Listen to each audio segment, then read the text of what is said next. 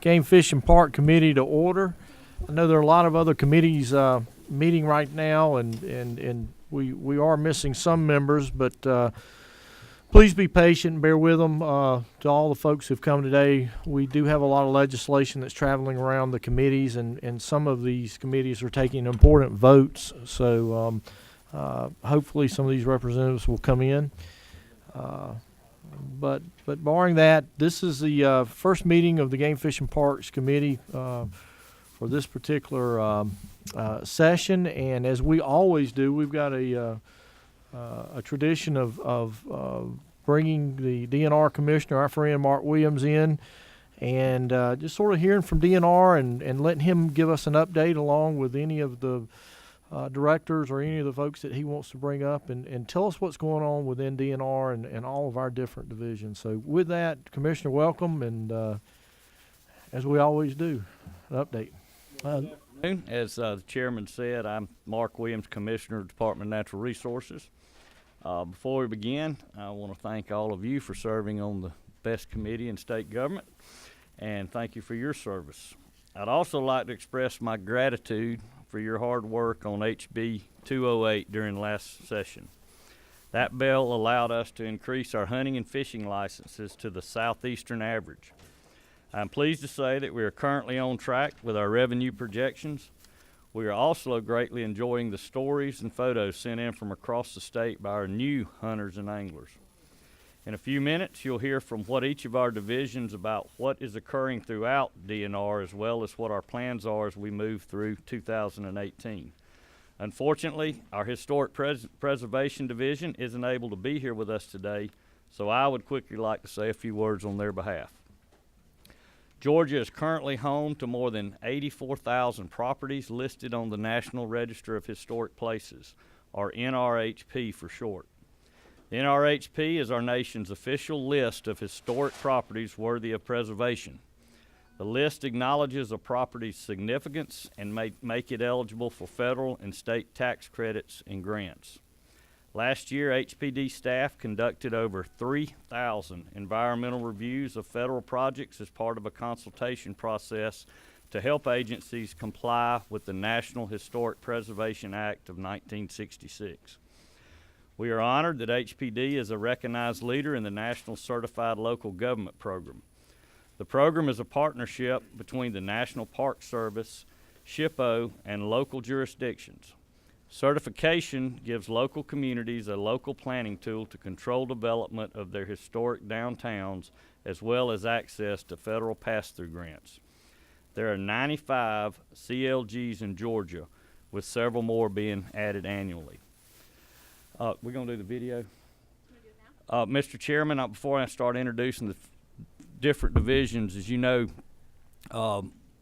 we have 5 divisions in DNR that are all technical experts on what they do, but then when we have a national, a state emergency, disaster, hurricane, winter storm, we all come together and work with GEMA, and I'm very proud of the work we did for Hurricane Irma, and with all our departments working together for one mission to protect Georgians' property and their lives. And so with that, I would like to take time to show a quick video of our work during Irma.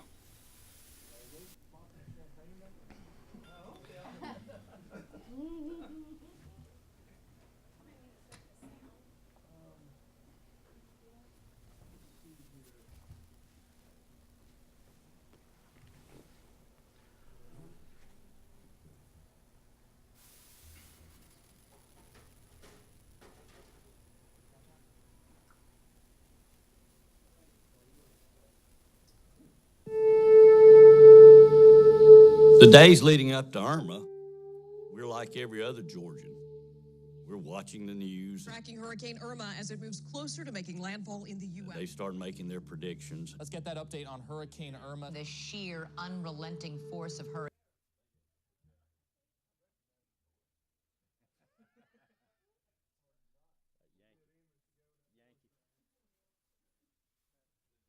Irma. Life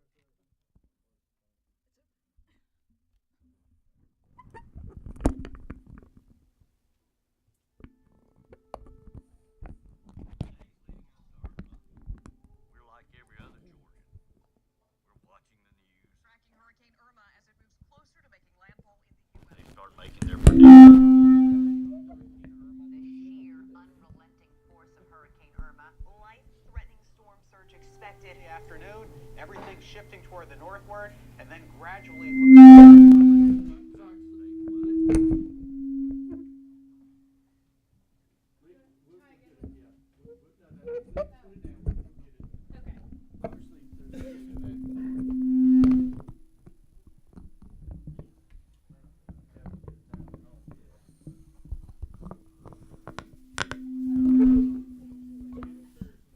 Turn that one off.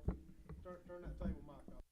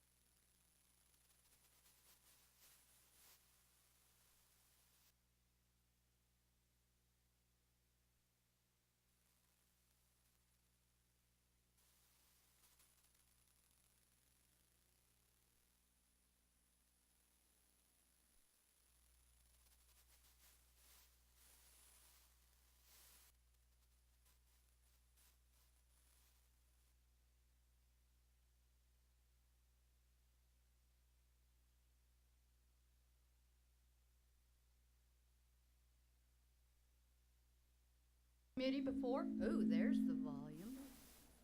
I'm going to wait until that calms down for just a second. Great. Very good. Can you hear me?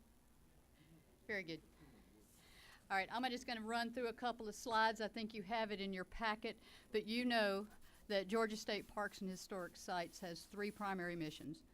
We have the honor of protecting critically important natural and cultural resources in our state, finding ways to engage our citizens and our visitors in fun and enriching experiences, and advancing a park system to the future generations of our citizens with less dependence on state funds.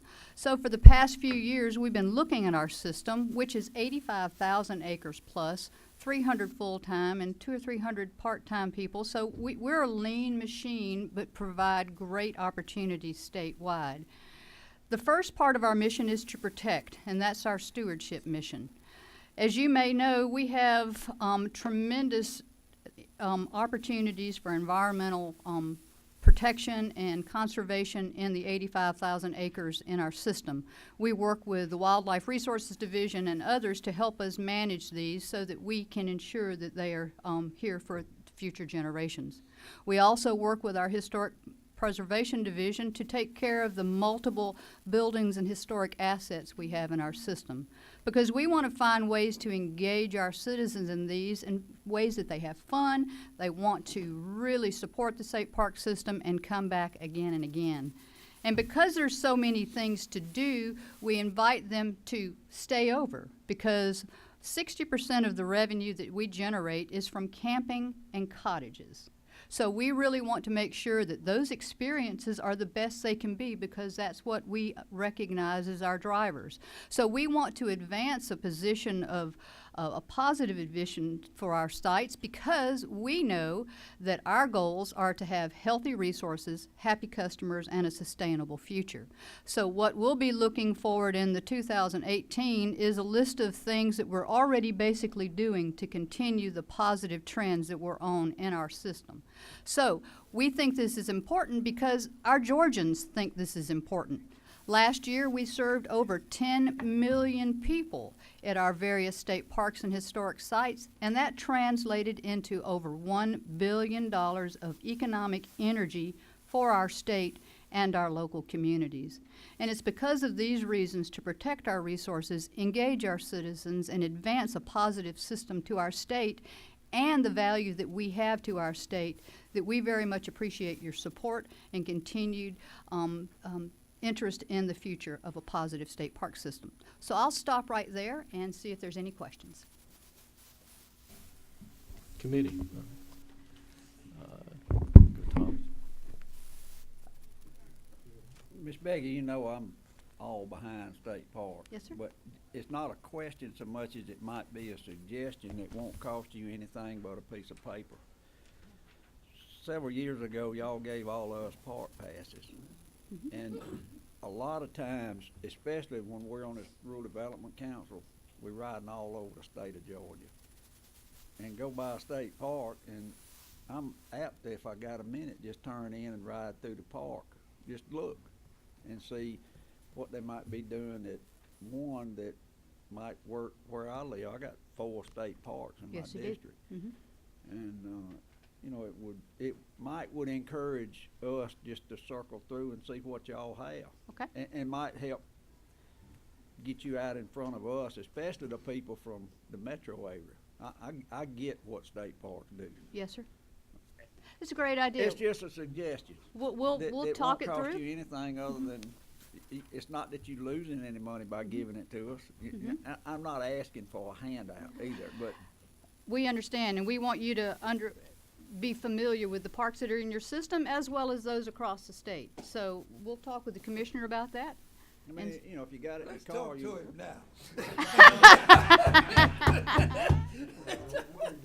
You will be getting paid fast. You'll get it. There you go. That's just a suggestion that if you got it in the car, That's right. it might make you think just to ride, just pull off the Well, if you highway do and that, circle I'm gonna through. want some regular reports on what you see and how we can make it better. You may be Is that a getting- good deal? That's fair enough. So you might have be homework getting, with that, That right? is fair enough. You may be getting suggestions that I wanna bring back to my area that you're gonna have to spend money on and Well, we'll talk to the commissioner about that too then, all right? Well, thank you for the moment. Thank you. y'all. Yes, sir. Was there One- anything else? Yeah, we do have some more questions. Oh. I think Representative Pruitt and then John, we'll get to you second here. Thank you, Mr. Chairman. Quickly, you said 60% of your revenue comes from the cottages and the room rentals? Well, most of we generate revenue in a lot of ways. Yeah. We run programs, we offer overnight accommodations, and the revenue that we generate, the large preponderance of it is from our overnight guests. Therefore, we know that having quality experiences there are going to keep the revenue coming and increasing over time. Okay, so it's not directly from the rooms, but from the rooms and facilities that they use and maybe meeting rooms and things like that, but that's all combined into that 60% number? No, sir, that's just the one number. That's for when you pay to camp, all of that camping expenses, that generates, the revenue that the division generates, the 60% of that is from those two funding 60%. sources. Camping, yes. That's So that's where amazing. our camping and our cottages, and as we've been able to make some improvements over the few years, we've seen how people are positively Well, responding. then that really makes the statement for the fact that we need to keep these cottages and rooms up to good condition, because years ago, some of them got in pretty bad shape, but, so that's made a difference, obviously, I would think. But, Over the last few years, we've had great strides in really improving our offerings, and it's showing. People are responding favorably. Yes, sir. Thank you. Representative Corbett has got a question. I was just gonna piggyback while the commissioner giving out passes. Representative Shaw and I would take a pass to the WMAs. I'm out of here on that. I think Representative, everybody needs to get a lifetime hunter's license. That would cover that, I think. I'm finally old enough to get one. there Why you you go. think y'all need to get one now? Chet, you got a question? Yes, sir. Thank you, Mr. Chairman. Next up. Oh, hold on, we got one more. We got one more. Question? Go ahead. I do. Thank you, Chairman. Ms. Kelly, hey, thank you. Chad Nimmer, you've probably heard me tout the state parks before in different various committee settings. I don't ever want to miss an opportunity to do that. I would encourage maybe to look at one thing when we go camping. We've got our blood family, and then we've got our camping family. And if anybody camps, you know what I'm talking about. My kids, to tell you how tight those circles are, when my little children have birthday parties, they want their camping family to come. And normally it's hinged around a state park somewhere. But one of the things you become the message box when you take public life on, and I very seldom get a complaint about a state park in reference to campsites. But a couple of suggestions. One, to make sure that the campgrounds that we have currently have adequate 50 amp hookups, and I know that comes with an expense. I think that 60% number would probably grow because a lot of these units now that are rolling out, they're not the 30 amp hookups, and you can get a yes, ma'am, and then you get some that roll in and they'll run their generators, and that's 10 o'clock. Most campgrounds you got to cut those off, and I know a sensitive area of conversation is dealing around reservations, and I know that is. Good news. I'm sorry? Well, we have some good news. The commissioner and I discussed some of the conversation that you've had about being able to pick the site that you want whenever you go camping. Not just for me, just for the record. Oh, that's a general rule. In general. You and your camping buddies. In general. We have started that process, sir. We're about halfway through the system. We're already seeing significant community and customer positive response, and even Great. more so, that's showing up in the revenue that we're generating. Great. It was a great move.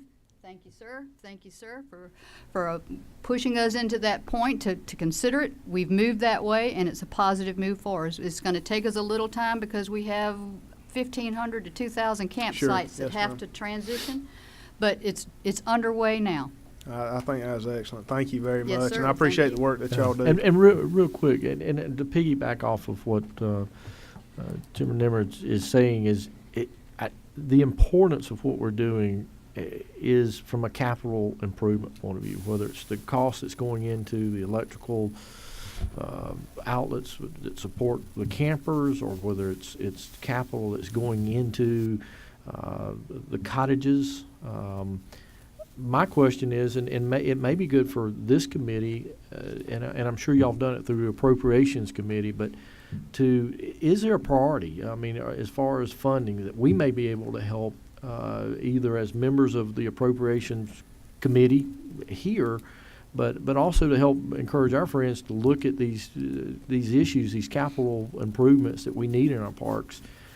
Is there a sort of a priority list of what we're working on that we could help be cheerleaders for, if you will, for our park system, and make sure that we're bringing more attention to the needs, because this is very important. It's not only important for our citizens, but as people look to come to Georgia, they look at the amenities, and one of them is the park and the ability to get out and enjoy, Georgia's very diverse resources. And so maybe that would help maybe get in the committee a list of sort of the capital things that we need, and we can help be a cheerleader, if you will, to make sure we're focusing our attention and Thank you, helping our sir. friends in the appropriations process. Well, thank you. We'll work on that.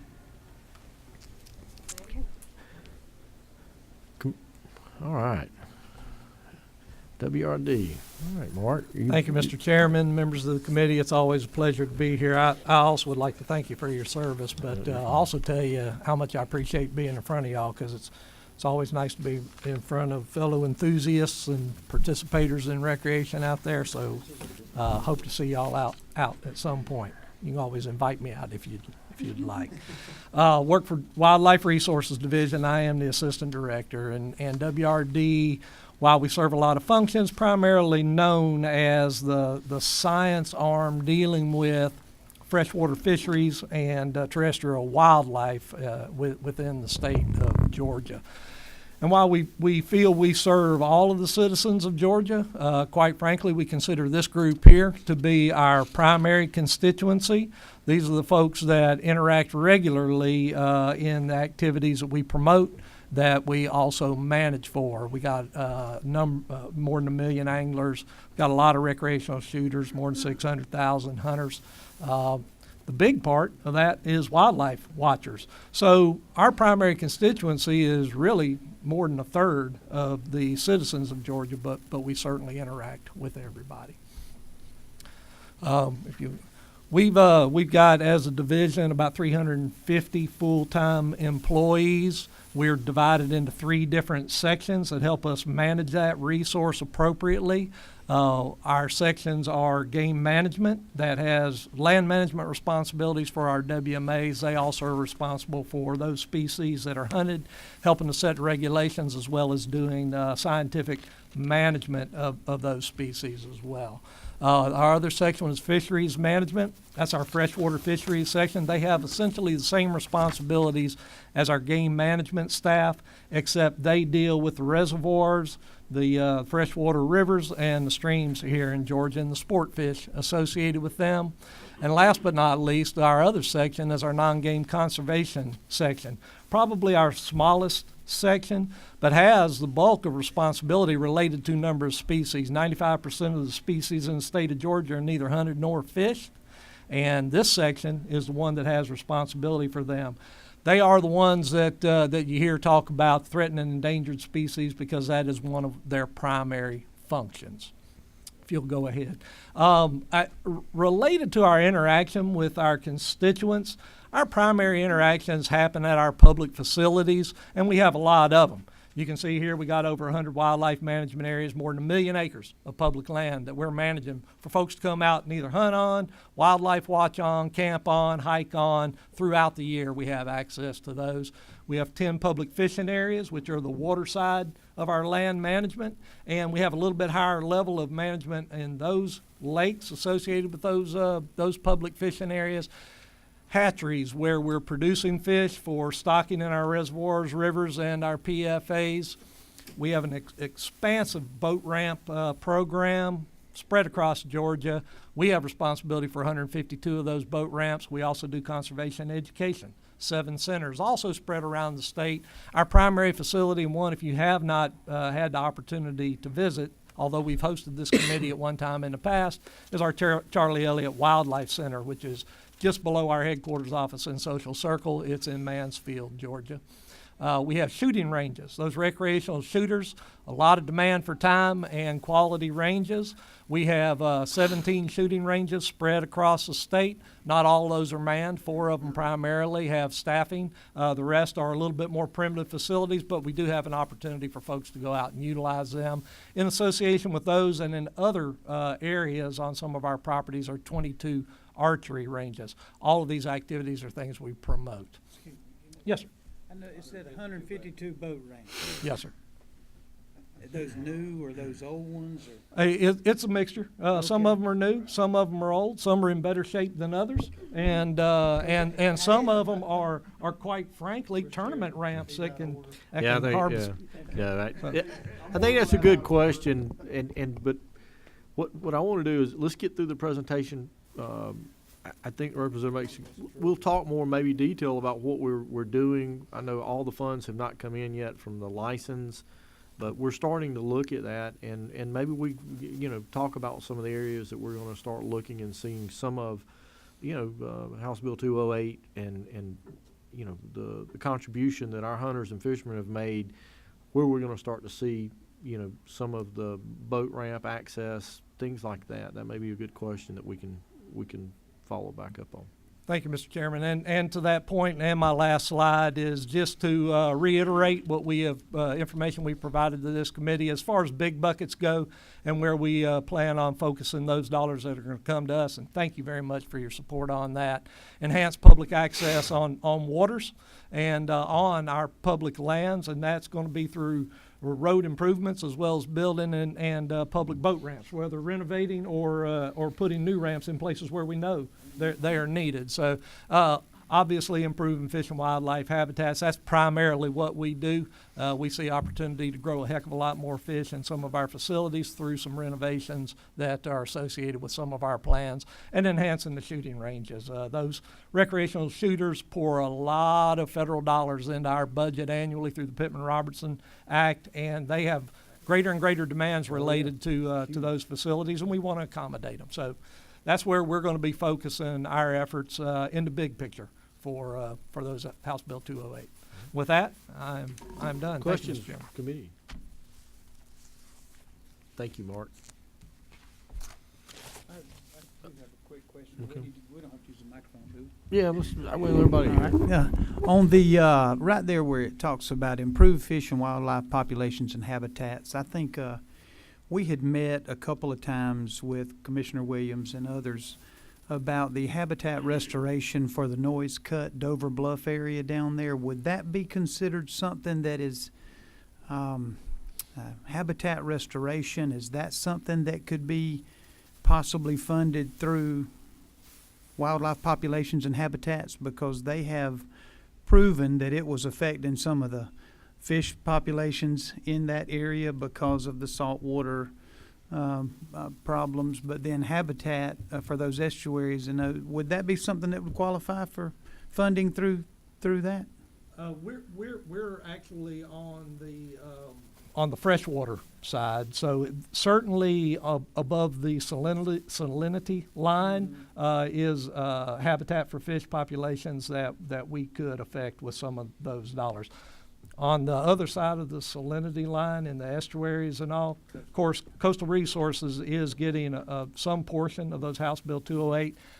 I'm not privy to exactly what their plans are, but certainly something to have in discussion with Coastal. All right.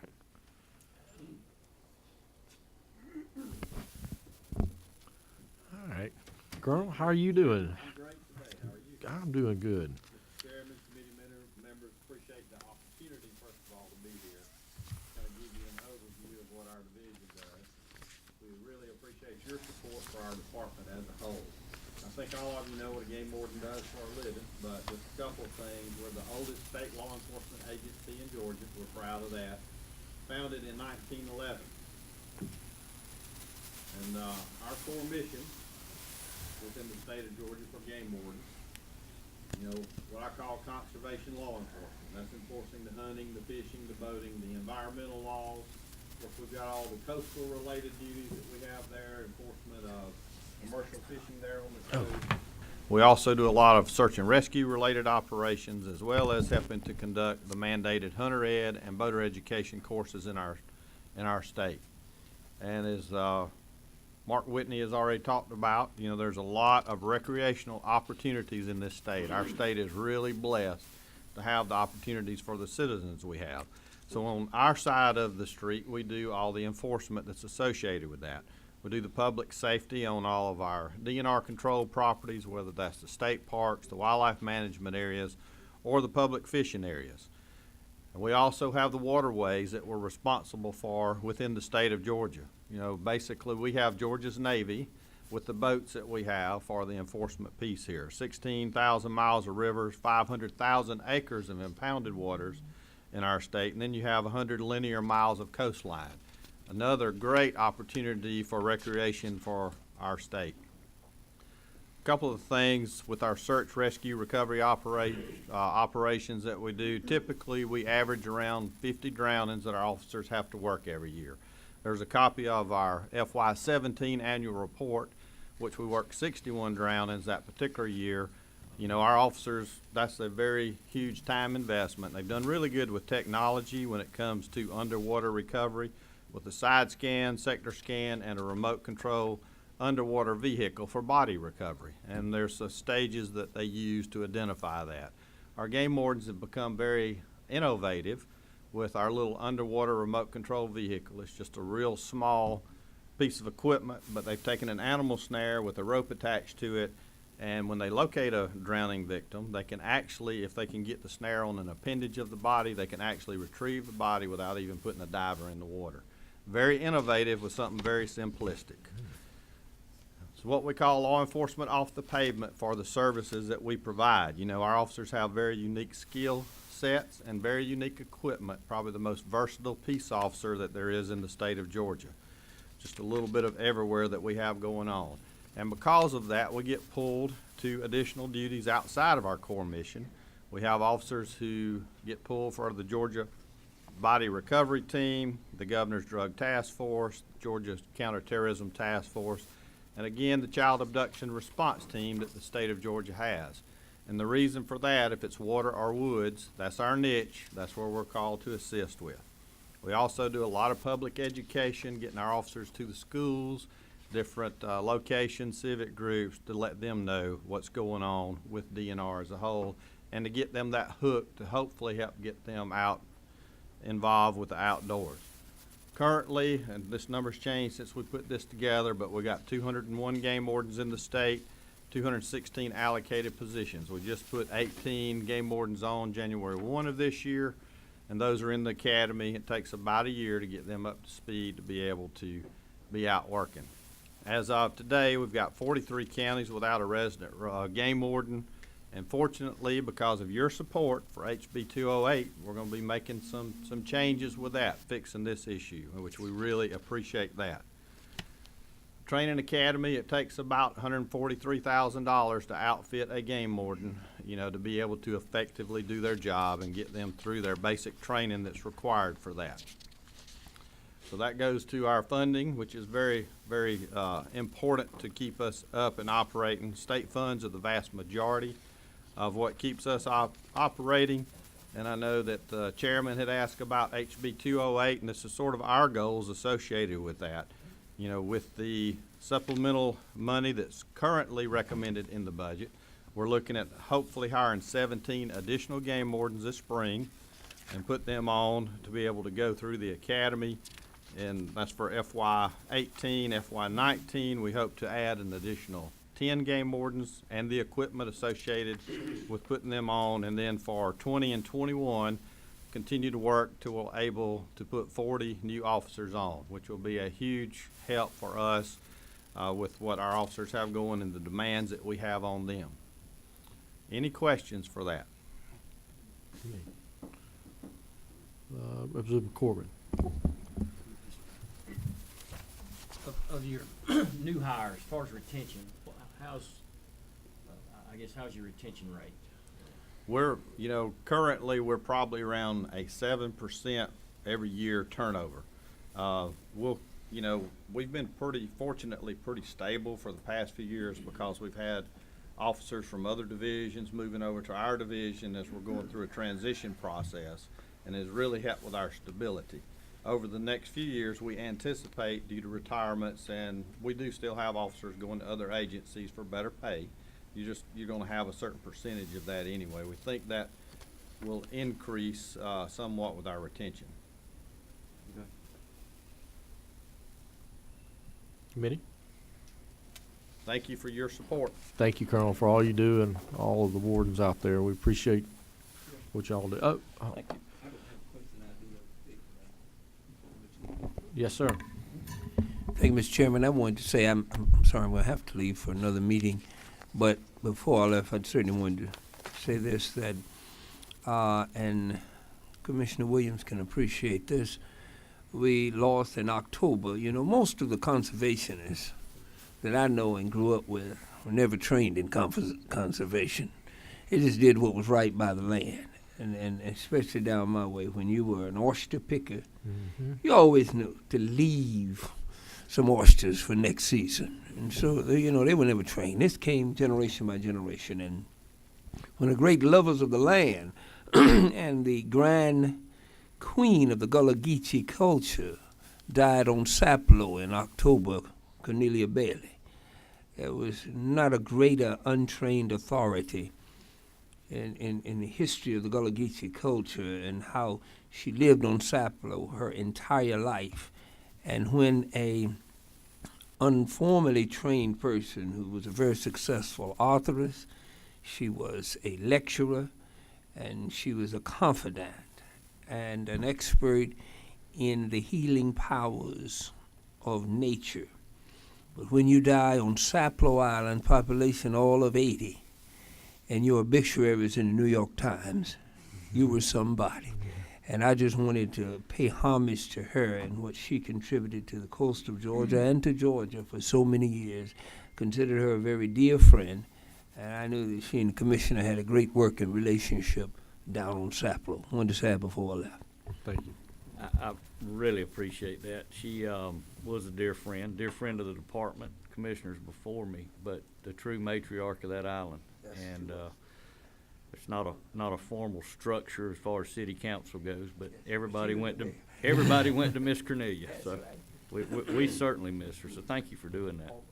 No. Mr. Chairman, I wanted to, Eddie doesn't like to brag on himself, but Colonel Henderson, but as y'all know, I've reported out here several times before, the year before last, for the three top categories for game wardens in the nation, Georgia had won all three of them, which had never been done by one state. This year, the group of chiefs, Association of Chiefs or Colonels for the nation, has elected Eddie as chief of the chiefs. So he's president of the Nationwide Chiefs Well, Association. congratulations. That is a It gets even big better, honor. Mr. Chairman. Big honor. This morning, I received a call from the foundation of the Fish and Wildlife Service. They have a foundation as we do. The highest award they give away to a game warden is called the Guy Bradley Award. Guy Bradley was the first game warden in North America to be killed in the line of duty in 1905. He worked for the Florida Fish and Wildlife Commission. And I received a call this morning, as of this morning, that Colonel Henderson received that award and will be receiving it March 29th up in Norfolk, Virginia. So I think that deserves a hand. Thank you. Colonel, congratulations. I tell you what, it is, makes Georgia look good, doesn't it? When we Yes, got sir. good folks. And before any more questions, or I don't know if the video's queued up, but we have a very special guest that just joined us. If you watch the hunting channel, Real Tree Outdoor TV, Mr. David Blanton has joined us in the back of the room. David, if you stand up, he's a good friend. He has a true passion for youth and youth hunting, and I know you see that reflected in a lot of his shows. And he was here to testify on a bill that's in the Senate now. That's the youth hunting passport bill that'll be coming to this committee soon. So, thank you for being here, David. David, welcome. And I think I saw you on TV last week, some shows. So, welcome. I appreciate what you've done for hunting and the hunting community out there, and your passion for it and for future generations. It's indeed an honor to have you, and appreciate what you're doing with the recruitment efforts. We've got to keep our future generations involved. So. Thank you, and on behalf of Real Tree, we are excited about supporting this bill and getting more youth involved in hunting and fishing. Thank you. Thank you for coming up. All right, I think we're ready. Let's find out. Let's find out. Yeah. Did tech support come up? They're on their way, but they're actually two other committees right now. Everybody's in.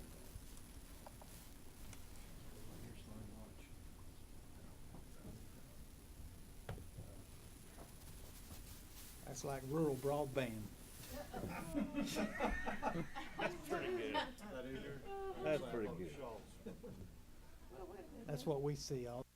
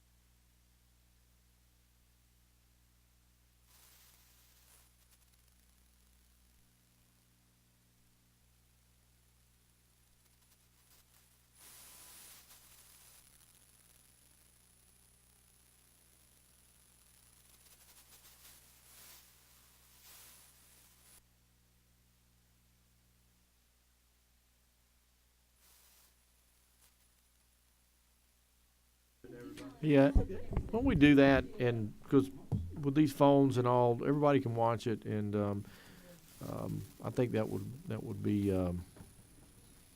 I'm sorry for the technical difficulties. We have requested, somebody from IT, but apparently there's a waiting line, and we're in a waiting line for other committees that have requested them prior to us. Commissioner, two things I want to talk about. Well, if we can, we'll try this. But and I know CRD was not, Coastal Resources Division was unable to make it today. But you know, was there? I know we had a little issue on the floor today, and I don't know if you're in a position to talk about this, but the devastation that hurricane did to our beaches, our natural resources, the coastal areas along the coast. I know it's been devastating. It's been hit 2 years in a row. And I didn't know if you could add to that. I know, you know, there's some folks that were very... It would have tied, obviously, right in with the video. Mm-hmm. We got a lot of good footage in there of the scarping of the beach and the way that we talked a lot about in the video about how it changed the shoreline. Depending on how close structures were to the shoreline, you know, it looks different. Like sometimes just a natural beach, you can't tell that much difference. But when it started, especially on Jekyll Island, it was really devastating. It was right up to the Yes. homes. And it was real close that it almost washed out from under some homes. So I think that money's terribly important to the to those coastal counties. And I think DCA will set up a great grant program for that to be administered based on need. So beach renourishment's terribly expensive. So Yep. that's... Well, I want to make a point. You know, everybody, you know, you think money's going to some private institution, but I want to remind people that, and you can speak, you know, with definitively here, but the people on the coast of Georgia, right? Right. It's not an individual or an entity.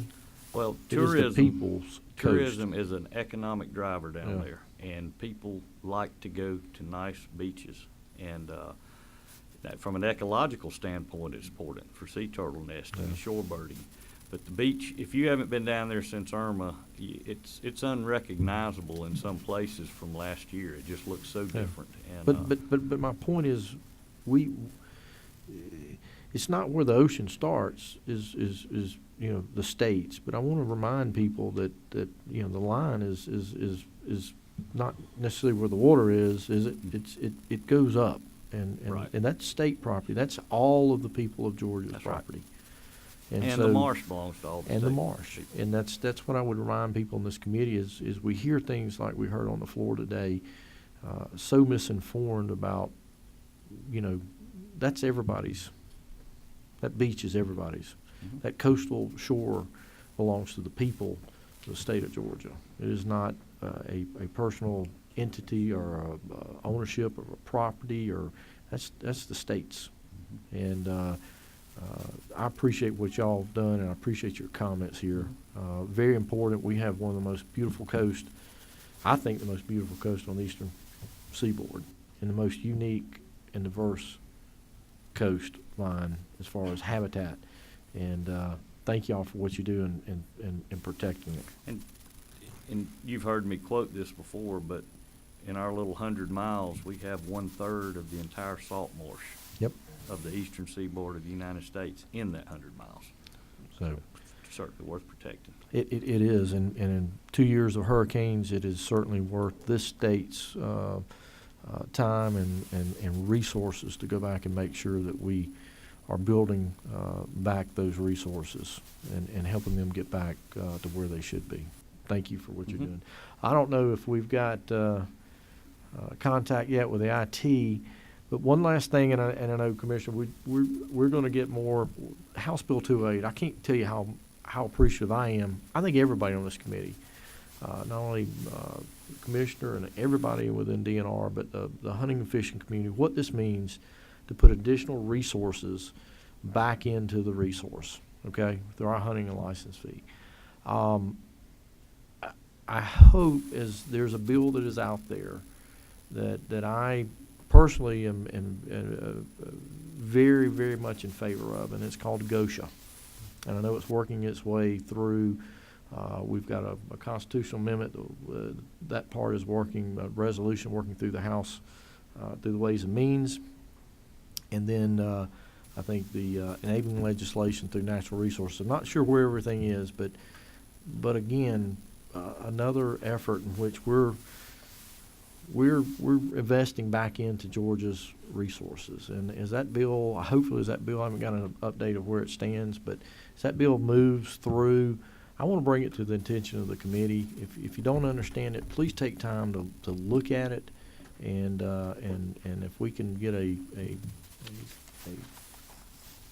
bill out and a resolution out that is a responsible bill, I want y'all to look at it. That's good, because that's going to allow us to, as a state, to make sure we've got the resources that are floating back and putting back into Georgia's conservation land. So that may be something in the future, a committee meeting, we may have a presentation on if that moves. Commissioner, I don't know if you've got any updates on that. No, but going back to some of your earlier comments, for those that aren't on my budget that didn't get to hear this, for our wildlife resources, we're going to see an increase in the little budget right here of $2.7 million. And we're going to do 300 miles of additional road on our wildlife management areas, 2,500 acres of food plots, 750 acres of dove fields, and 190 acres of waterfowl improvements. Spud's going to use his 400. Spud, I need to go back. Spud retired. Yeah. So Doug, the Coastal Resources is going to use their 450 for boater access, which is another word for boat ramps and kayak ramps. Eddie, Colonel Henderson talked about what he's trying to backfill those 40 counties with his money. And let's see, wildlife resources. That covers it. But also in WRD, we've added a lot of acreage. The good thing about a recession is land's cheap. And so we were able to buy, I think, under just this administration, 80-something thousand acres of additional land since I've been commissioner. We haven't added staff. So with some of the monies in HB 208, we'll be adding additional staff for some for new programs, if we add new programs, but some just to backfill some slots where we've had one manager working across 4 counties with management areas. So the acreage is great, but it takes people to run it. Yeah. So. Well, I appreciate that. And again, when we look at economically this state, and we look at all the business and all the people that want to come to Georgia, everybody's worried about transportation and other things, and that is a part of it. But I will tell you that another part of people looking at the state of Georgia is its natural resources, its outdoor recreation. Those are amenities that people want to have in a state, and the ability for their people and folks that work for those companies to come in and enjoy, and their families have an opportunity to do the outdoors. So I appreciate that. I see Mike Worley in the back. Mike, is there any updates on GOSHA that? Mr. Chairman. Okay. I wanted to check my figure before I said it on the mic, but hunters and fishermen spend over $5 million a day in this state on their passion. Absolutely. And I'm one of them. You know, it's a little over that now. Yeah. I was just informed. So you're right, and that's very important, because I think when people really realize that the hunters and fishermen and the folks who enjoy the outdoors and recreate we're paying for it. We're paying through it for sales tax dollars that we spend on these goods. The hunters, obviously, through the PR and DJ dollars, hunters and fishermen, anglers. These are dollars that are coming out of our pocket, and they're going back into the resource. And I think when people start to, put that circle together and understand it, they realize that we are hunters, anglers are the true conservationists, and it's good for everybody. I see Mike in the back. I don't know if, as far as the GOSHA, I don't know if you've got any updates on GOSHA. Yes, sir, Mr. Chairman. Thank you for the endorsement of that bill. We're working on a little bit of language right now for the enabling legislation. We've been going through this process, talking to legislators, and making sure that we've got the right mission and the right model for ensuring that we are properly funding and properly protecting all of the assets of the state. And I think the process has been very positive. Should see some language coming out very quickly on that. We have a hearing right now in the Ways and Means. Which I need to be at, yes. Ways and Means Sales Tax Subcommittee, where they'll be speaking to that particular issue. But this is a great opportunity, and I do appreciate your talking about this. It's an opportunity for us to really make generational difference for the future of hunting, fishing, and outdoor recreation in the state. So thank you very much. Be glad to answer any Well, I think at the appropriate time, as these bills make it through and they're introduced in those committees, that we may want in a later committee meeting, maybe have a presentation to the Game Fish and Parks Committee of, these bills, to make sure that some of these members who may not be on the Natural Resources or Ways and Means, that they've got an opportunity to hear about the bill, especially since quite frankly, a lot of that bill has to do with the constituents that this committee oversees. So I would think at the appropriate time, after it works its way through, we may try that. Mr. honored to do that. All right. I agree with Mr. Chairman, Chair, if I could yes, excuse Commissioner. myself, I've got to go present my little budget to the, amended budget to the Senate. Commissioner, thank you for the update, and as always, we appreciate you being a great friend to Georgia Outdoors, men and women, folks who enjoy our great and diverse land. Thank you, and I appreciate it. Thank you. If I could, Commissioner, I want to tell you this on your way out the door. Mister, I want to tell you that you mentioned about how much additional money you're spending and how many people you adding. I was here, our chairman was here, but we cut y'all's budget more than anybody else in the state of Georgia a few years ago, back in 2008-9. And so when people see all this additional money being spent, they don't need to think about it as if it's more than you've ever had. It's just I think you're doing a better job with what's coming in now. And even though you went through some tough times, what you're doing in your reorganization has been a blessing. The other thing you mentioned about land that you're purchasing at a cheap price, that is great for the state, but also we helped a lot of people at a time when they actually needed to sell some property. So it was a benefit both ways. But Well, I thank you very appreciate much. that, but every acre you add, You got to maintain it. you gotta maintain. That's it. right. Thank you. Thank you, Commissioner. Any more comments from the committee? I'd like to thank, again, everybody from DNR and all the different divisions for what you do and the update. Very important. Becky, we talked about, maybe some of the capital stuff. Help educate us on the priority. Certainly, our parks are going to be more and more demand as more and more people move into the state, and let us know. And Colonel, congratulations. I mean, that is an honor, not only to be recognized within your own state for things or regionally, but nationally. That's a big honor, and congratulations to you. I'm serious. That is a high honor, and we appreciate you and all what the game wardens do for the state of Georgia. Thank y'all.